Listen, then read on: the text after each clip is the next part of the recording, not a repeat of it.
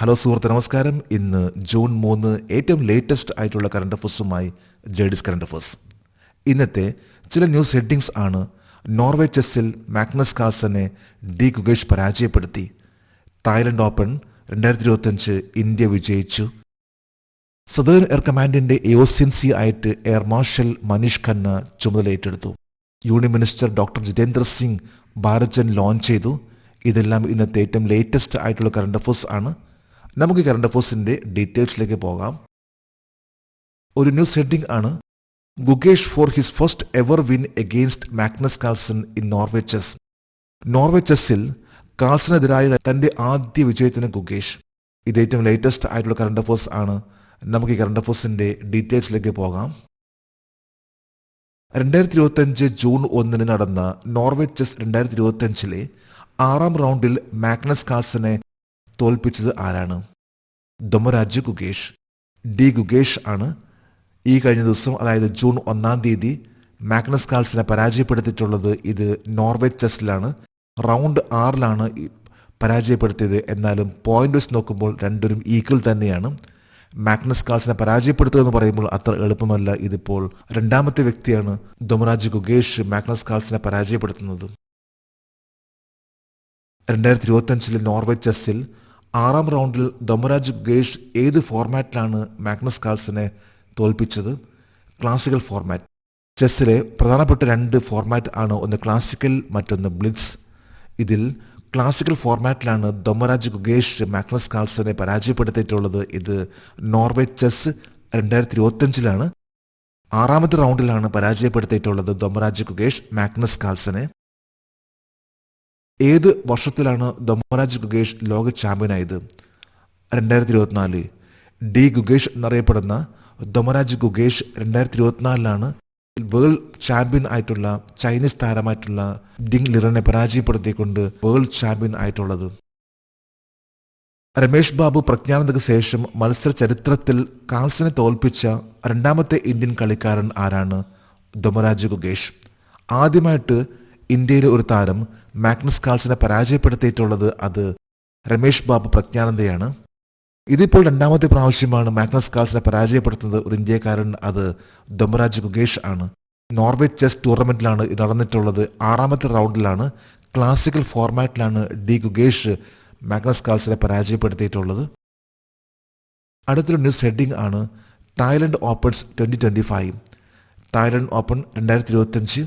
എന്താണ് Thailand open? ഏത് tournament ആയിട്ട് ബന്ധപ്പെട്ട ഒരു ഈവന്റ് ആണ് തായ്ലൻഡ് ഓപ്പൺ? ഇന്ത്യ ഇതിൽ എത്ര മെഡൽസ് ആണ് നേടിയിട്ടുള്ളത്? നമുക്ക് കറണ്ട് അഫേഴ്സിന്റെ ഡീറ്റെയിൽസിലേക്ക് പോകാം. 4ാമത്തെ Thailand open international boxing tournament ഏത് രാജ്യമാണ് നേടിയത്? ഇന്ത്യ. 4ാമത്തെ Thailand open international boxing tournament, ഇതിൽ ഇന്ത്യ വിജയിച്ചു. ഇന്ത്യയാണ് ഏറ്റവും ടോപ്പ് ലെവലിൽ എത്തിയിട്ടുള്ളത്. ഏറ്റവും കൂടുതൽ മെഡൽ നേടിയിട്ടുള്ള രാജ്യം ഇത്. 4ാമത്തെ തായ്ലൻഡ് ഓപ്പൺ ഇന്റർനാഷണൽ ബോക്സിംഗിൽ ഇന്ത്യയാണ്. 4ാമത്തെ തായ്ലൻഡ് ഓപ്പൺ ഇന്റർനാഷണൽ ബോക്സിംഗ് ടൂർണമെന്റിൽ ഇന്ത്യ എത്ര മെഡലുകൾ നേടി? 8 മെഡൽസ്. 8 മെഡൽസ് ആണ് ഇന്ത്യ നേടിയിട്ടുള്ളത്. അതായത് ഇത്ര നല്ലൊരു പെർഫോമൻസ് ആയിരുന്നു ബോക്സിംഗ് രംഗത്ത് ഇന്ത്യയുടെ. The 4th Thailand open international boxing tournament ജയിച്ചിട്ടുള്ളത് ഇന്ത്യയാണ്. തായ്ലൻഡ് ഓപ്പണിൽ ഇന്ത്യയുടെ പ്രചാരണത്തിന് നേതൃത്വം നൽകി 2 സ്വർണം നേടിയ 2 കളിക്കാരുടെ പേര് ദീപക്കും നമൻ തൻവറും.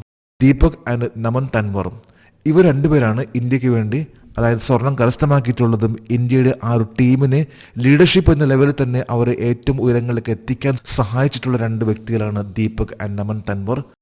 ഇരുവരും സ്വർണം ആണ് നേടിയിട്ടുള്ളത്. ഇത് തായ്ലൻഡ് ഓപ്പൺ ഇന്ത്യക്ക് വിജയിക്കാൻ സാധിച്ചതിന്റെ പ്രധാനപ്പെട്ട 2 പേരാണ് ദീപക്കും നമൻ തൻവറും. 4ാമത്തെ തായ്ലൻഡ് ഓപ്പൺ ഇന്റർനാഷണൽ ബോക്സിംഗ് ടൂർണമെന്റിൽ എത്ര രാജ്യങ്ങൾ പങ്കെടുത്തു? 32 രാജ്യങ്ങൾ. 32 രാജ്യങ്ങൾ ആണ് പങ്കെടുത്തിട്ടുള്ളത്. അതായത് 4th Thailand open international boxing ടൂർണമെന്റിൽ. അടുത്തൊരു ന്യൂസ് ഹെഡിംഗ് ആണ്: air marshal Manish Khanna takes charge as AOCNC SAC. Southern naval കമാൻഡിന്റെ എയർ മാർഷൽ മനീഷ് ഖന്ന SACയുടെ AOCNC ആയി ചുമതലയേറ്റെടുത്തു. ഏത് കമാൻഡിന്റെ AOCNC ആയിട്ടാണ് air marshal Manish Khanna ചുമതലയേറ്റെടുത്തിട്ടുള്ളത്?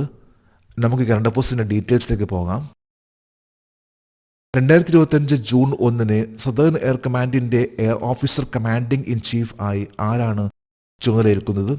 Air marshal Manish Khanna. Air officer commanding in chief എന്ന് പറയുമ്പോൾ ഒരു കമാൻഡിന്റെ ഏറ്റവും ടോപ്പ് ലെവൽ വരുന്ന ഹെഡ് ആണ്. നേവി ആണെങ്കിൽ അത് FOCNC ആണ്. എയർ മാർഷൽ മനീഷ് ഖന്നയാണ് സദേൺ എയർ കമാൻഡിന്റെ AOCNC ആയിട്ട് ചുമതലയേൽക്കുന്നത്. സദേൺ എയർ കമാൻഡിന്റെ ആസ്ഥാനം എവിടെയാണ്? തിരുവനന്തപുരം. തിരുവനന്തപുരത്താണ് സദേൺ എയർ കമാൻഡിന്റെ ആസ്ഥാനം. കേരളത്തിൽ ഇന്ത്യൻ നേവിയുടെ ഒരു ട്രെയിനിങ് കമാൻഡും അതുപോലെ തന്നെ ഇന്ത്യൻ എയർഫോഴ്സിന്റെ സദേൺ എയർ കമാൻഡും ഈ രണ്ട് കമാൻഡുകളും ഉള്ള ഒരു സംസ്ഥാനമാണ് കേരളം. 2025 ജൂൺ 1 സദേൺ എയർ കമാൻഡിന്റെ AOCNC ആയി ചുമതലയേറ്റ എയർ മാർഷൽ മനീഷ് ഖന്ന എത്ര പറക്കൽ മണിക്കൂറിൽ പറത്തി? 4000 മണിക്കൂറിലധികം. ഫ്ലൈയിങ് ഹവേഴ്സ് എന്ന് പറയുമ്പോൾ പ്രത്യേകിച്ച് ഒരു ഫൈറ്റർ പൈലറ്റിനെ സംബന്ധിച്ചിടത്തോളം ഏറ്റവും പ്രധാനപ്പെട്ടതാണ്.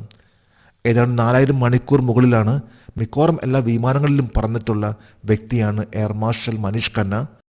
അതായത് ഒരു എയർ മാർഷൽ ലെവലിലേക്ക് എത്തുമ്പോൾ ഏതാണ്ട് 4000+ മണിക്കൂർ ആണ് ഇവർ ഒരു ഫ്ലൈയിങ് ഹവേഴ്സ് ആയിട്ട് പറക്കുന്നതിന് വേണ്ടി ഡിഫൻസിന്റെ പ്രധാനപ്പെട്ട പോർ വിമാനം പറത്തിയിട്ടുള്ള പൈലറ്റ്സ് ആണ്.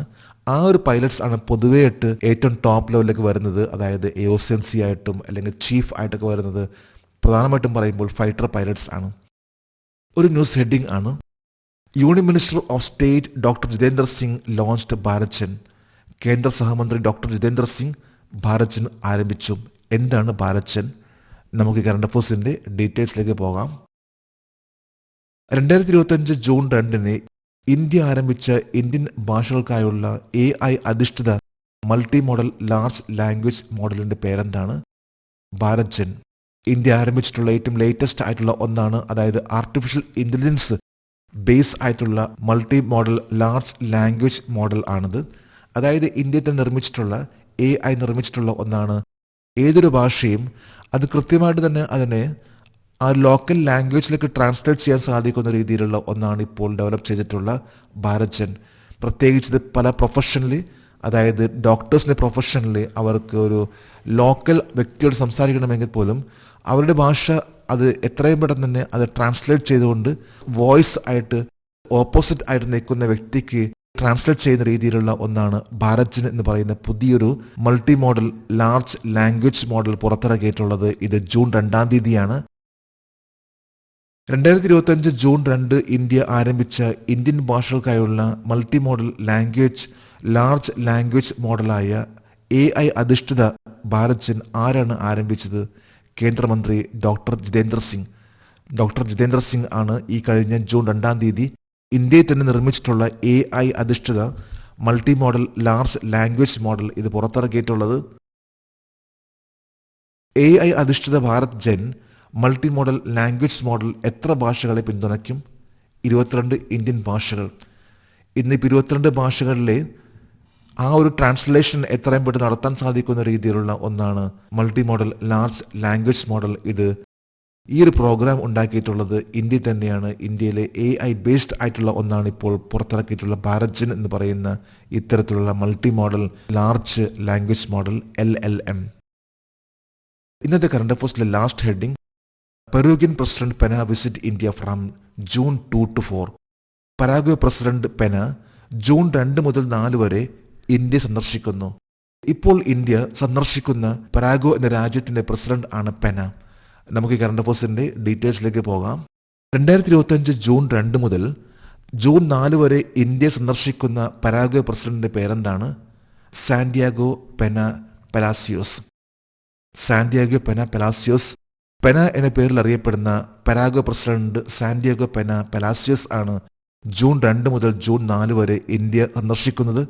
ഇന്ത്യൻ പ്രസിഡന്റ് ദ്രൗപദി മുർമുവായിട്ടും ഇന്ത്യൻ പ്രൈം മിനിസ്റ്റർ നരേന്ദ്രമോദിയായിട്ടും കൂടിക്കാഴ്ച നടത്തിയിട്ടുള്ള ഒരു പ്രസിഡന്റ് ആണ് ഇപ്പോഴത്തെ Paraguay president Santiago Pena Palacios. ഇദ്ദേഹം തൻ്റെ ആദ്യത്തെ സന്ദർശനമാണ് ഇന്ത്യയിൽ. അതുപോലെ തന്നെ പരാഗ്വേ എന്ന രാജ്യത്തിൻ്റെ 2ാമത്തെ ഒരു പ്രസിഡന്റ് ആണ് ഇന്ത്യ സന്ദർശിക്കുന്നത്. ഇന്ത്യയും പരാഗ്വേയും നയതന്ത്ര ബന്ധം സ്ഥാപിച്ച വർഷം ഏതാണ്? 1961 സെപ്റ്റംബർ 3.